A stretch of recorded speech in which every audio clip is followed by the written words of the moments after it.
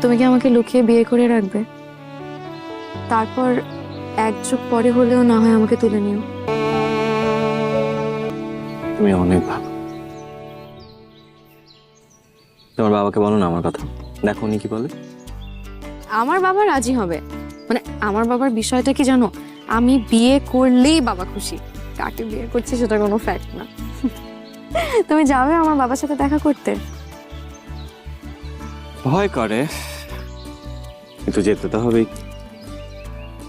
আমার বাবা অনেক ভালো মানুষ, আর ভয় কিসের, আমি আছি না। তা তো আছো, আমার দুয়ারে সাহস নিয়ে দাঁড়িয়ে আছো তুমি, আমার কিচ্ছুতে ভয় নেই। ভাইজান, চায় চিনি কয় চামচ দিব? শফিক ভাইজান আছে না, উনি আবার চায় চিনি খান না, স্বাস্থ্য সচেতন। লায়লা, শফিক ভাইজানের কথা এখানে কোথা থেকে আসতেছে? এমনি আসতেছে, ভাইজানের বয়স আর শফিক ভাইজানের বয়স তো একই, এর জন্যই কইলাম। মোটেও না, ও শফিক ভাইয়ের থেকে মিনিমাম 4-5 বছরের ছোট। কার বয়স বেশি কার কম সেটা আলাপের বিষয় না এখন। আমি একটু রায়হানের সঙ্গে কথা বলবো। কেয়া, তুমি ভেতরে যাও। কেন বাবা, আমার সামনে বললে অসুবিধা কি? আমি তো আর বাহিরের কেউ না। আমি জানি তো তুই বাইরের কেউ না, আমার কন্যা, আদরের কন্যা, কিন্তু আমারও তো একটা পার্সোনাল লাইফ থাকতে পারে, কিছু পার্সোনাল কথা থাকতে পারে। আমি রায়হানের সঙ্গে কথা বলবো, প্লিজ। তুমি কি শফিক ভাইকে ম্যানেজ করতে পারবে না? বাবা কোনো অসুবিধা নেই, তুমি আমাকে বললেই হবে।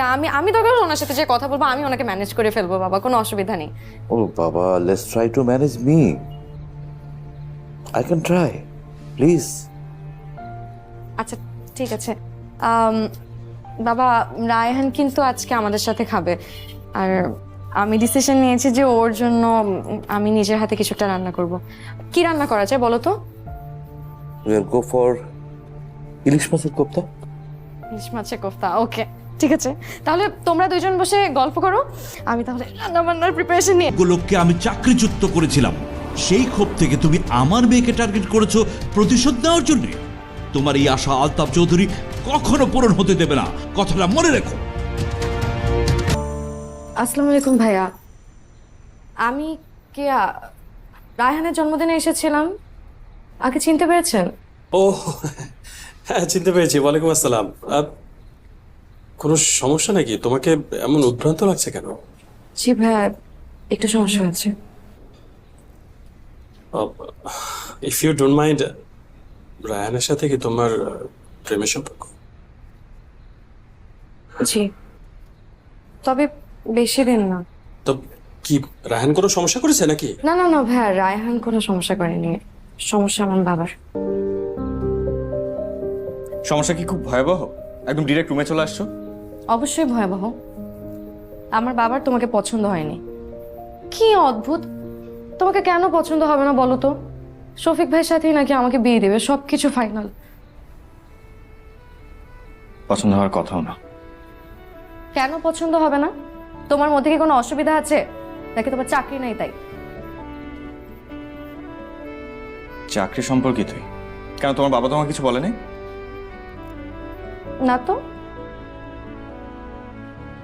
তাহলে এক কাজ করো, শফিকের আন্টিটা হাতে পড়ে ফেলো। কি বলছো তুমি এসব? আমি শফিক ভাইকে কেন বিয়ে করব? শোনো, 18 তারিখ আমার এঙ্গেজমেন্ট। আমি যদি শফিক ভাইকে কোনোভাবে ম্যানেজ না করতে পারি, তাহলে তুমি আমাকে নিয়ে পালাবে। কি পালাবে না? কথা বলছো না কেন? না, তুমি পালাবো না। রায়হান পালায় না। বাবা, তুমি রায়হানকে কি এমন বলেছো যে ও রাগ করে বাসা থেকে চলে গেছে? আলতাফ চৌধুরী কখনো কাউকে জবাবদিহিতা করেনি, এখনো করবে না। সেটা ঠিক আছে বাবা, কিন্তু রায়হান তো আমার পছন্দের লোক, তাই না? তুমি তো আমার পছন্দের মানুষকে বাসায় ডেকে অপমান করতে পারো না। দেখো, রায়হান তোমার পছন্দের, শফিক আমার পছন্দের। আমি শফিকের সাথে তোমার বিয়ে ঠিক করেছি, এটাই ফাইনাল।